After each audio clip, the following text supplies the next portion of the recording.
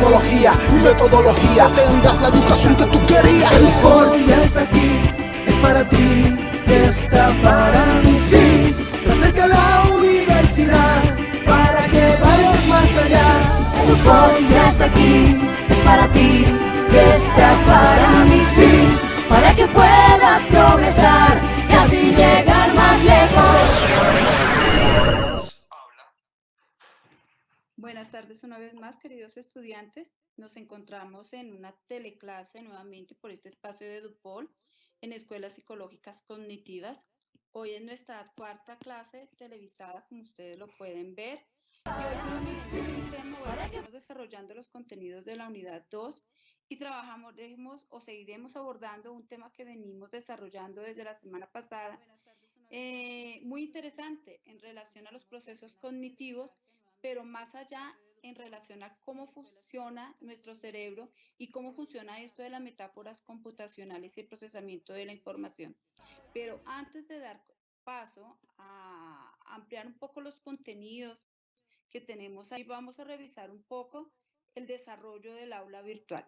En nuestra aula virtual, ustedes van a encontrar, y lo voy a decir de forma muy breve porque ya está allí, en su foro de acompañamiento permanente, como lo pueden ver en este momento, la información relacionada a cuáles son las actividades específicas de la unidad 2, semana 5.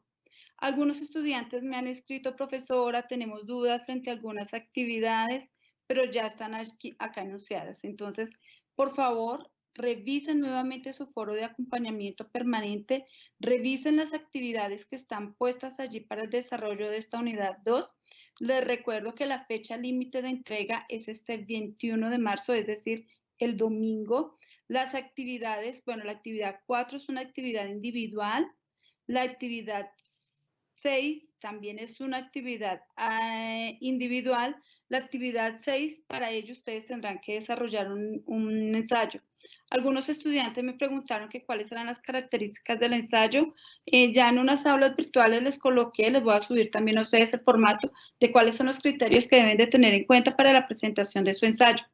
En relación al video que hace referencia nuestro aula virtual, que es el de redes de inteligencia artificial, algunos estudiantes me escribían que no les funcionaba el video. Yo les comentaba y les escribía por el chat que era posible que ustedes puedan acogerse a otros videos. Sin embargo, dentro de este espacio de su foro de acompañamiento permanente, permítanme, me voy a devolver. Yo les subí a ustedes un video. Hoy vamos a ver algo muy cortico de este video, solamente 5 minutos, porque en realidad este video dura 27 minutos, pero se lo recomiendo, les va a servir muchísimo para poder ampliar el tema de inteligencia artificial.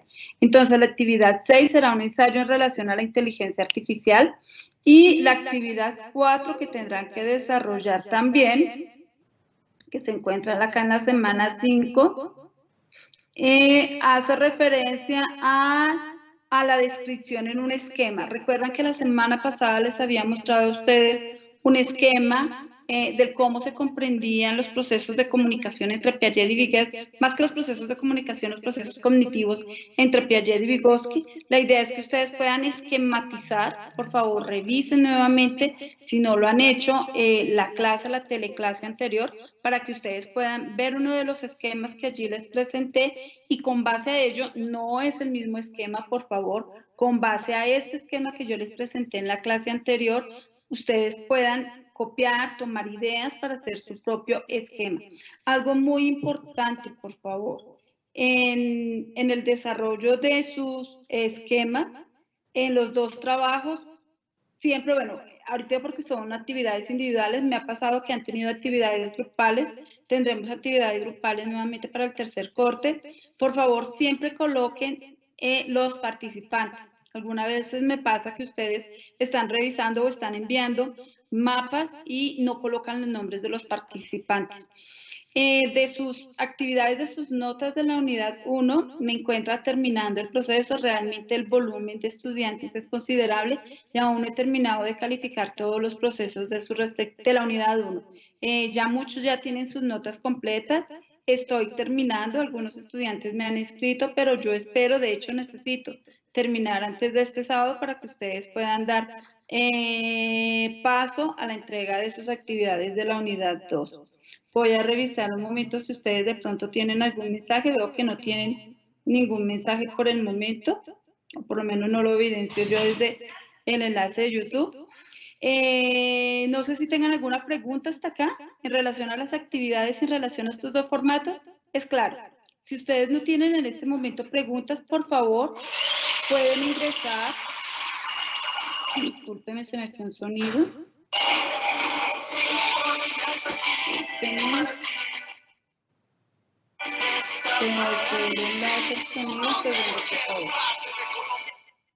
Le voy a cancelar este sonido. Un momento, por favor. Le voy a cancelar el audio.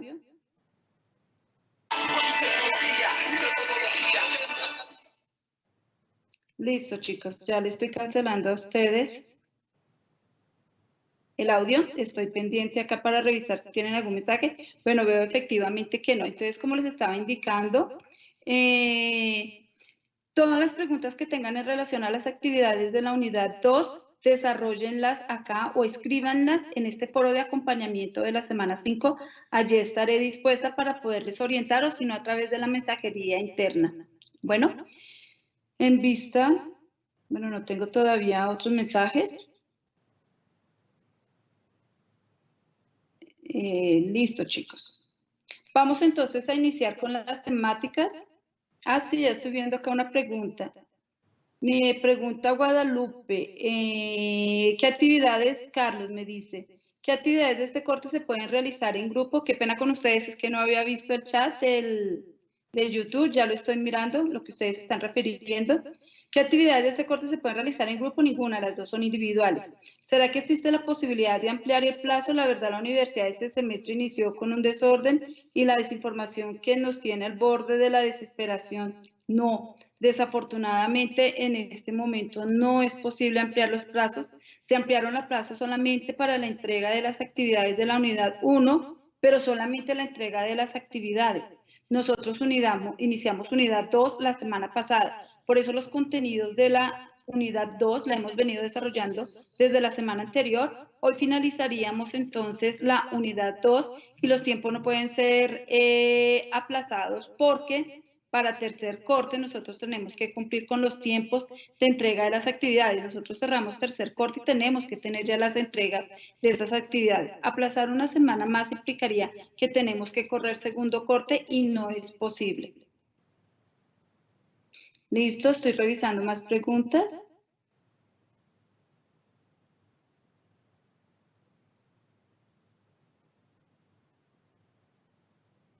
Bueno, no las tengo. No las veo, voy a continuar. Entonces, ahora sí demos paso al tema que nos convoca el día de hoy.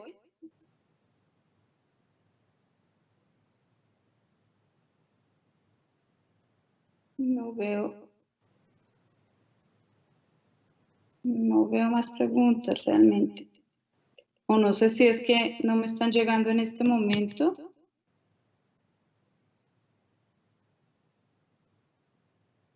Profe, comparta pantalla, es que son 3 actividades. Profe, porfa, nos explica un poquito del proceso de la información. Sí, ya vamos a hablar un poquito del proceso de información. Alguien me estaba preguntando que son 3 actividades. La pantalla yo la estoy compartiendo, chicos. No, en realidad, si ustedes revisan dentro de sus aulas, dentro de su aula virtual, la actividad 4... La actividad 5, perdón, y la actividad 6. Sí, son 3 actividades, perdón, con ustedes. Y todas las 3 actividades son individuales. ¿Listo, chicos? El esquema se puede presentar como una presentación en PowerPoint. Sí, pueden presentarlo también en versión PowerPoint. Listo. ¿Me indican, por favor, si pueden ver mi pantalla?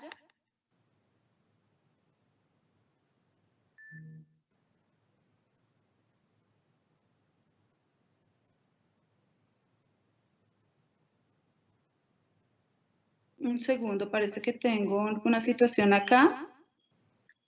No estoy compartiendo mi pantalla.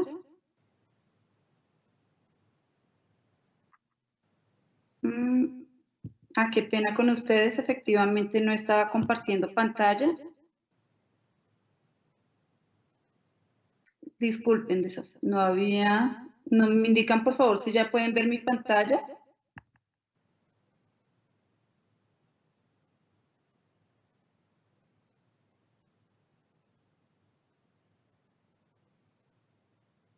Ya estoy compartiendo pantalla. No aparece todavía la pantalla compartida. Ahora sí. Ahora sí en mi pantalla, por favor me indican. Listo. Si ya ven mi pantalla, entonces estaba sobre el aula virtual. Qué pena con ustedes. No sé qué pasó que en algún momento de pronto le di compartir pantalla y no compartí. Entonces, como les indicaba, este es el foro del acompañamiento permanente. Acá están cada una de las actividades. La actividad 4, que para esto deben presentar ustedes una infografía en formato PDF, por favor, la infografía. La actividad de procesamiento de la información, la cual hace referencia al esquema que les acabo de indicar. Es un esquema y por favor, el esquema debe de tener las particularidades en que ustedes también hagan referencia al texto, no solamente el esquema, sino que tengan un breve texto donde puedan explicar también a qué hace referencia su propio esquema. Y el último, que es el ensayo, que es la actividad individual. Al foro de acompañamiento permanente subiré también entonces los criterios que se deben de tener para la elaboración del ensayo. ¿Listo, chicos?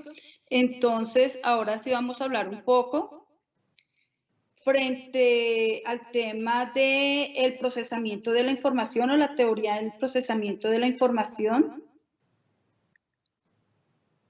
Bueno, para comprender un poco más de lo que estamos hablando en esta segunda unidad. Nosotros ya habíamos hecho referencia en algún momento, chicos,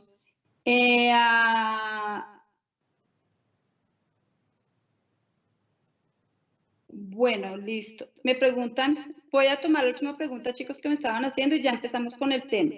Me dicen, ¿quieren una? Sí, ojalá sea un ensayo muy crítico, ojalá sea un ensayo donde yo pueda ver lo que ustedes piensan, lo que ustedes opinan frente al tema. Para ello fue que les cargué también a ustedes el video de inteligencia artificial y para ello hoy también vamos a hablar un poco de las diferencias de la inteligencia, de la inteligencia artificial. ¿Listo, chicos?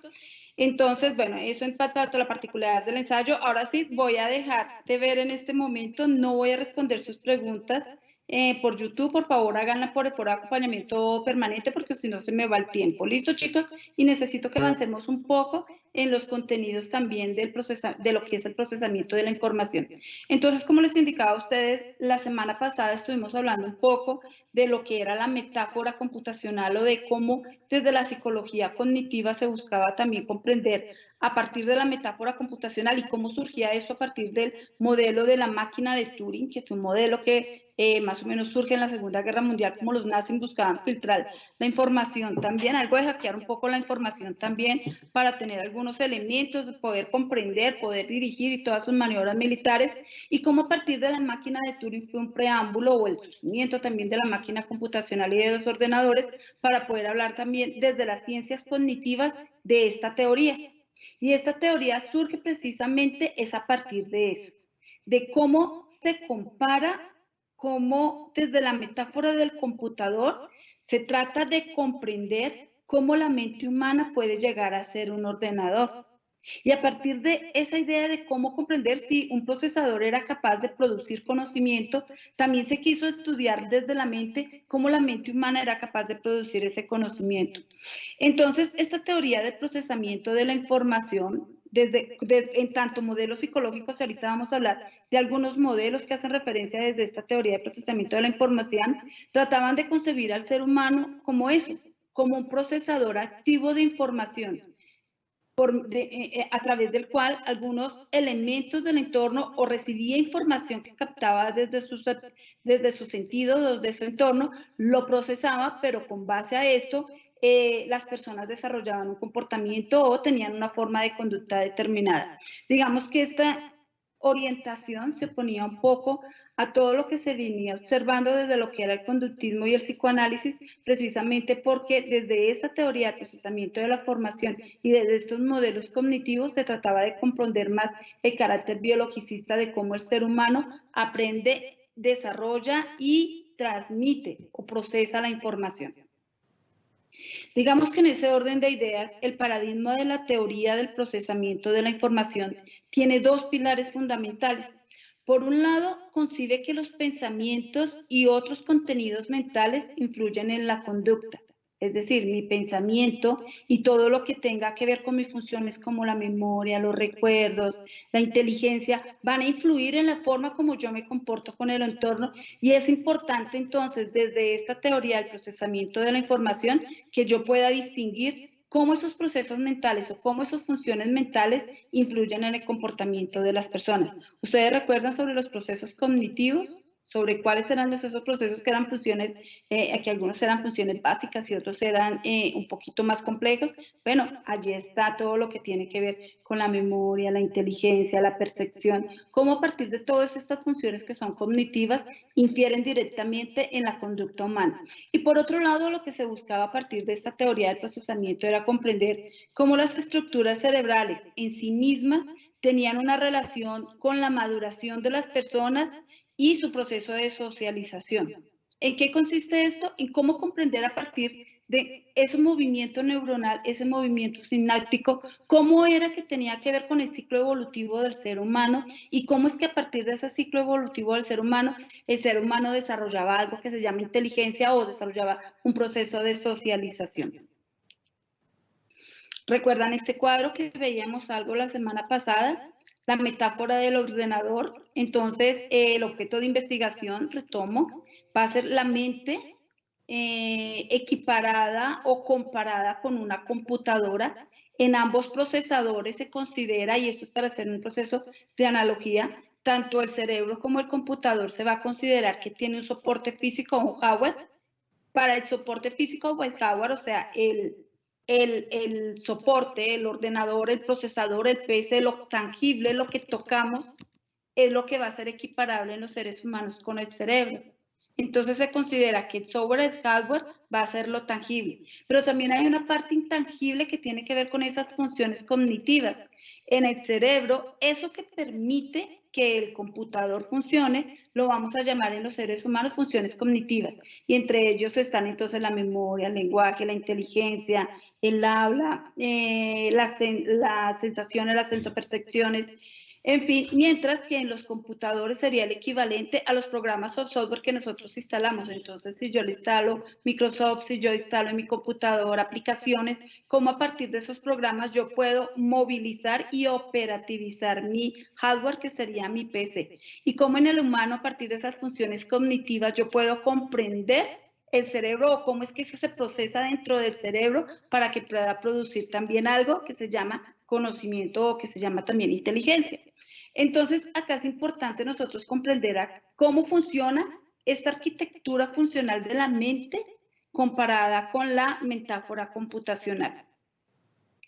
Yo encontré esta imagen que me gustó realmente mucho porque parte del supuesto base.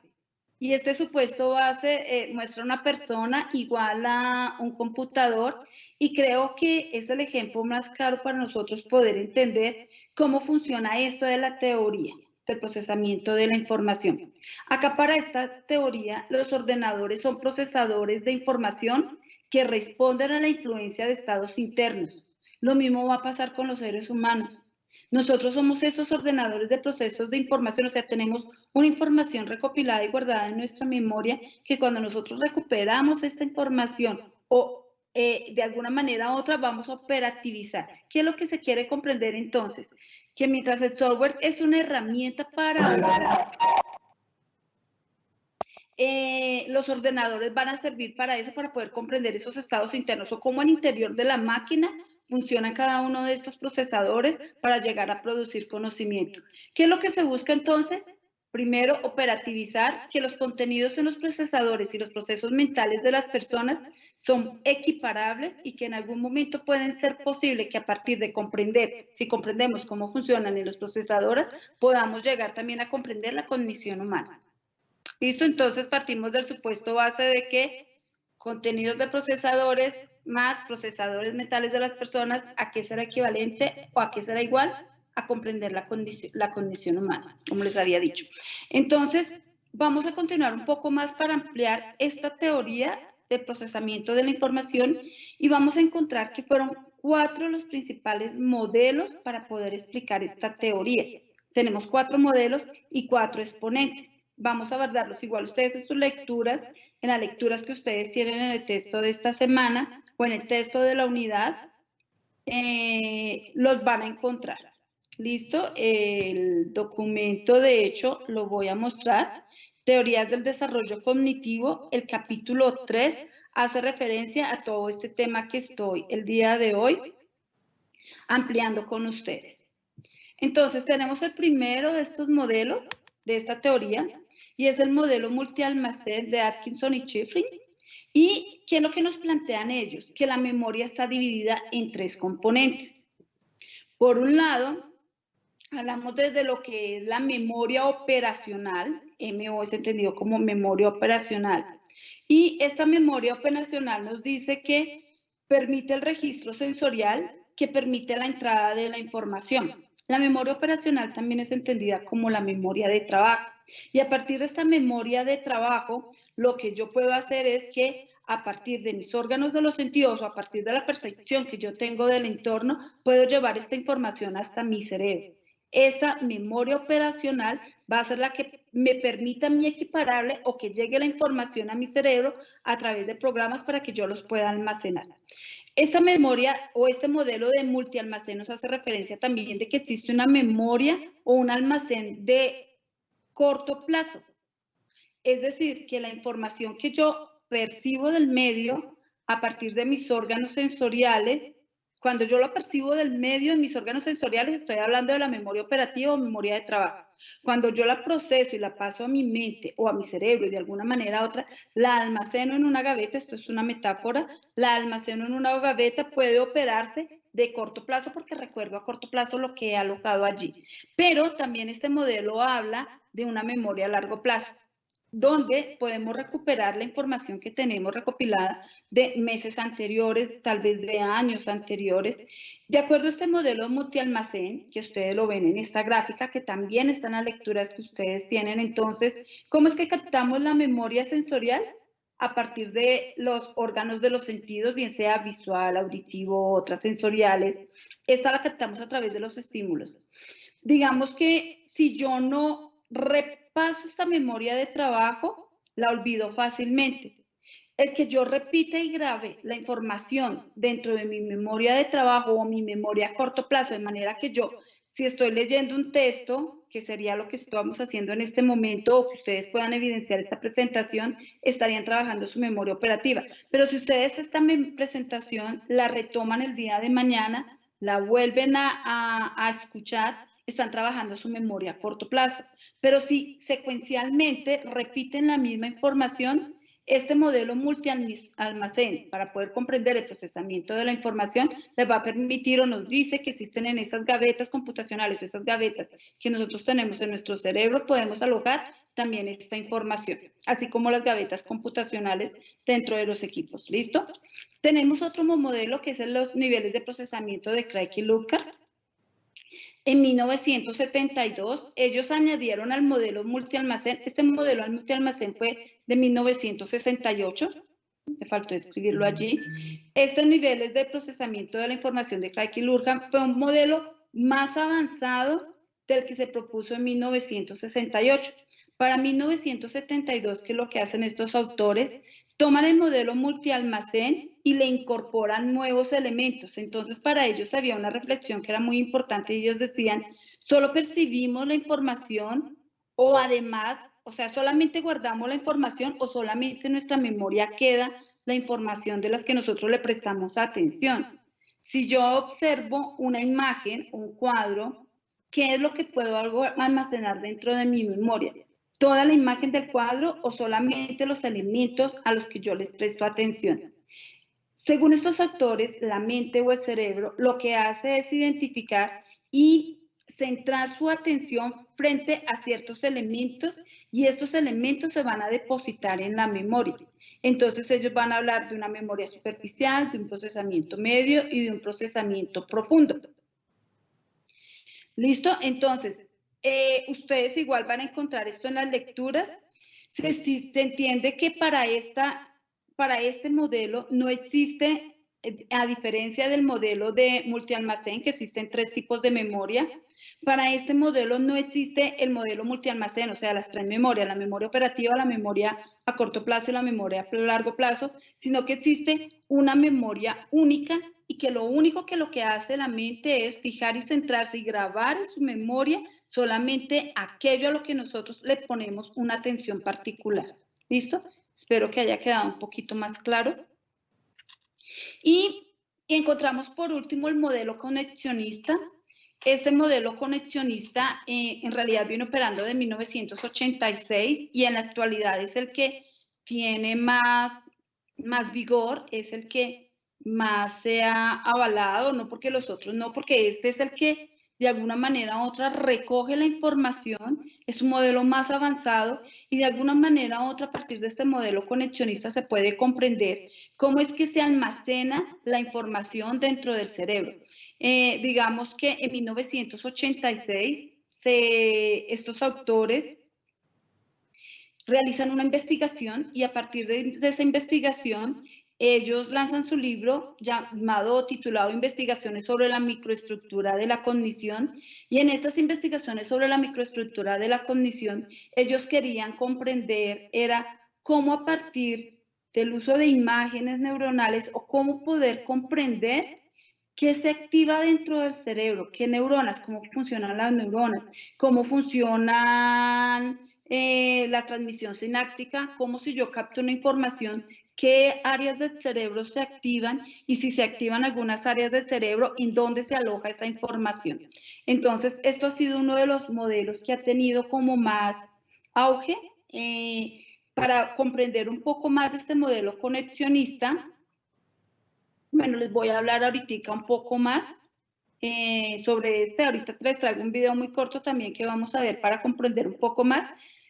Antes de hablar del video, vamos a hablar del cuarto modelo, que me lo estaba saltando, disculpen, sobre el modelo multicomponente de Baddeley. Este modelo multicomponente nos hace referencia a cómo opera esa memoria operativa o esa memoria de trabajo. Este se centra básicamente en cómo funciona esta memoria operativa y de trabajo. Listo, digamos que para ellos existe un sistema ejecutivo. El sistema ejecutivo central va a ser como el sistema o la forma como se guarda la operación, mientras que cada uno de los buffers o bucles fonológico o episódico son como los subsistemas de este sistema. Es como si fuera un sistema nervioso central, es como si fuera un sistema nervioso y opera igual, solamente que acá se trata de explicar cognitivamente cómo es que se da el procesamiento de la información. Se recopila, se guarda en la memoria y se produce información, se procesa la información. Entonces, este modelo nos muestra de que hay un sistema, ellos lo denominan el ejecutivo central, y nos dicen que hay un buffer episódico, un subsistema episódico que se va a encargar de recopilar a través de los órganos de los sentidos. A esto lo van a llamar ellos como una memoria episódica. Nos hacen también referencia a que hay una agenda visoespacial, que hay una dialéctica semántica y visual en la que yo guardo la información y que hay un bucle fonológico y que a través del lenguaje yo puedo guardar también la información. Para comprender un poco sobre esta memoria operativa o la memoria de trabajo, o sea, estos autores no se centran en comprender la memoria no solamente a corto plazo o a largo plazo, sino en comprender cómo funciona en el momento la memoria operativa y la memoria de trabajo. Les traigo a ustedes un video muy corto que espero que lo alcancemos a... Bueno, no sé si lo alcanzamos a ver. Máster, me indicarás, por favor, creo que son 7 minutos, ya lo tengo acá.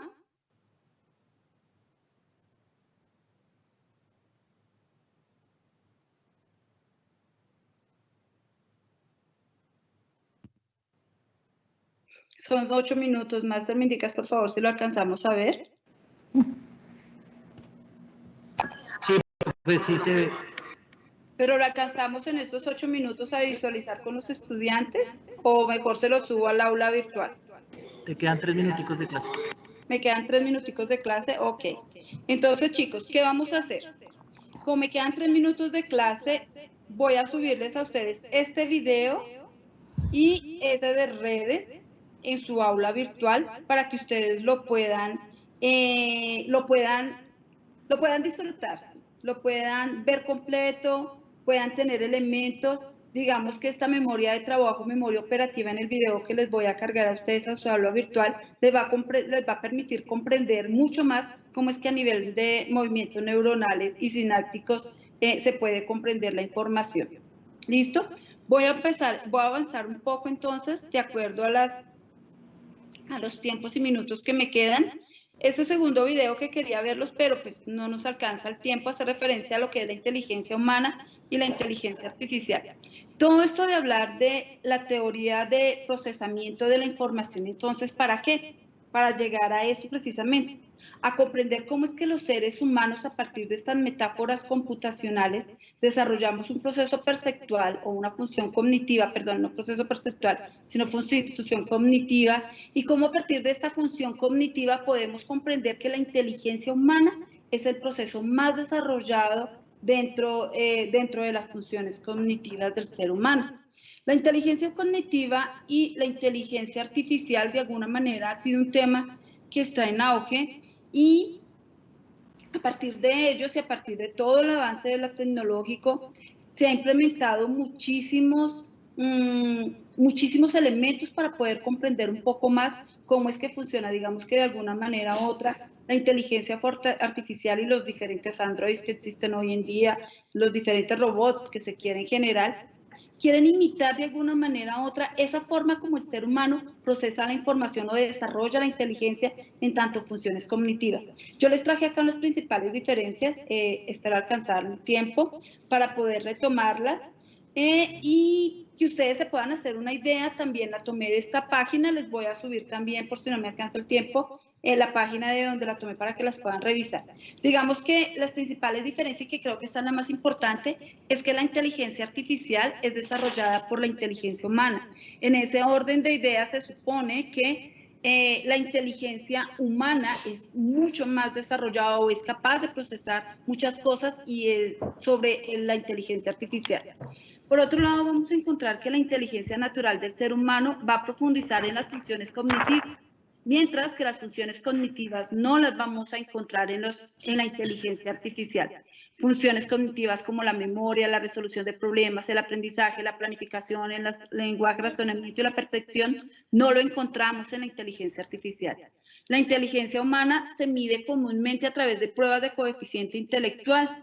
Nosotros, cuando ustedes vayan y avancen en los contenidos de su asignatura y cuando ingresen nuevamente y que puedan ver a través de las pruebas psicológicas o que puedan ingresar también en psicometría, van a encontrar esta relación de cómo también a partir de estas pruebas de coeficiente intelectual se pueden aplicar en los seres humanos, mientras que no se pueden aplicar en los sistemas de inteligencia artificial.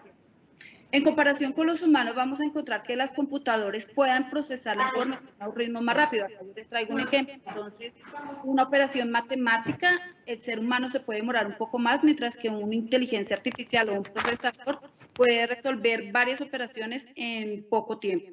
Por otro lado, vamos a encontrar que la inteligencia artificial es objetiva, analiza con base en algoritmos o en datos recopilados previamente la información, mientras que las decisiones de los seres humanos o la inteligencia humana están influenciadas por otros elementos subjetivos.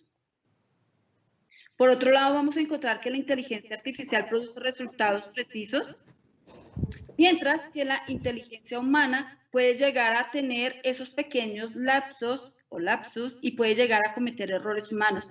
El cerebro humano encontramos que usa alrededor de 25 watts, mientras que las computadoras puedan llegar a generar modernas 2 watts. La inteligencia artificial todavía está trabajando en su capacidad de autoconciencia. La inteligencia artificial no es autoconsciente, mientras que los seres humanos somos capaces de reconocer, ser autoconscientes de sus propias acciones. Los seres humanos somos mucho mejores en las interacciones sociales con las personas. La inteligencia artificial no. Ellos captan las emociones, de hecho no tienen emociones, son muy planos. Y digamos que los seres humanos somos más sensibles. Y por último, encontramos que la función general de la inteligencia humana está mediada o va hacia la información, ya que puede generar, crear, corroborar, generar ideas o implementar, mientras que la inteligencia artificial está basada más en la optimización de los programas que se incorporan. Digamos que todavía no se ha desarrollado entre la inteligencia artificial androides o robots que sean capaces de sentir, pensar de la misma manera y poder ser tan subjetivos y opinar como lo hace desde la dimensión del ser humano, desde toda dimensión el ser humano. Esto ya para terminar, entonces, el ensayo que ustedes tendrán que elaborar, guíense por favor con la película o con el video que les voy a subir a ustedes en su foro de acompañamiento permanente y respondan a esta pregunta o respóndase en este cuestionamiento. ¿Cómo será que la inteligencia artificial puede en algún momento equiparar a la agencia humana? Y en su ensayo, por favor, señalen, según ustedes, cuáles son esas diferencias principales que identificaron y cómo de alguna manera u otra ustedes hacen una reflexión de cada una de estas diferencias. Bueno, chicos, creo que nos paseamos 2 minutos. Por favor, máster, discúlpenme. Y todos ustedes también, el docente que sigue. Nos vemos entonces la próxima semana. Si ustedes quieren ahorita para optimizar tiempos, pueden escribir sus preguntas en YouTube, en el chat, en el mensajería que tienen allí y las puedo responder. Nos vemos entonces la próxima semana, chicos. Que tengan una feliz semana y hasta pronto.